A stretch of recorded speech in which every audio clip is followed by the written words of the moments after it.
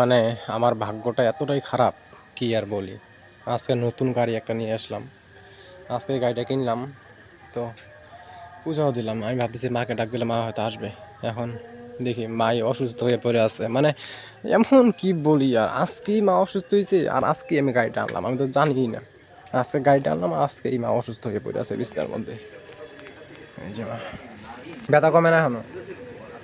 ব্যথা কমে না, সারা শরীর অবশ, একটা ওজন, শরীর এত ওজন হয়েছে আমি লড়তারি না কইলে, শরীরটা লইয়া জানাটা কত ওজন তুলতারি না। পাও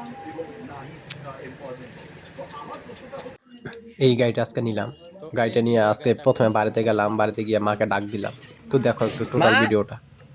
ও মা, ও মা। মা আসলো না, তারপর রাজার কাছে গেলাম। রাজা, রাজা, ও সেরে, ও ও, ও, ও, কি কি কি কি কি রাজা? হুম, কি হচ্ছে? হুম? ও হুম, দেখলেই তো রাজা কিভাবে পাগলের মতন করতেছে আমার সাথে।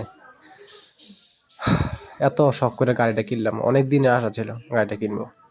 যাই হোক, গাড়ি কিনলাম আজকে, আর আজকেই মা অসুস্থ হয়ে পড়ছে বিছানায়। মানে সত্যি আমার একটা পোড়া কপালেই আমি বলবো, আমার ভাগ্যটা খুবই খারাপ।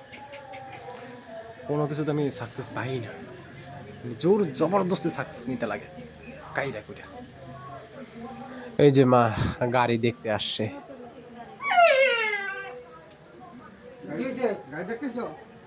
উঠতে পারে না, তবুও অনেক কষ্ট করে উঠে আসলো গাড়িটা দেখতে। যাই হোক, যাই না, কপালে কি আছে, যা হবে ভগবান যেন ভালোই হয়। তারপর একটু রাজাকে নিয়ে বসে আছি, মাও দেখতেছে। তো আজকের জন্য এতটুকুই, টাটা। না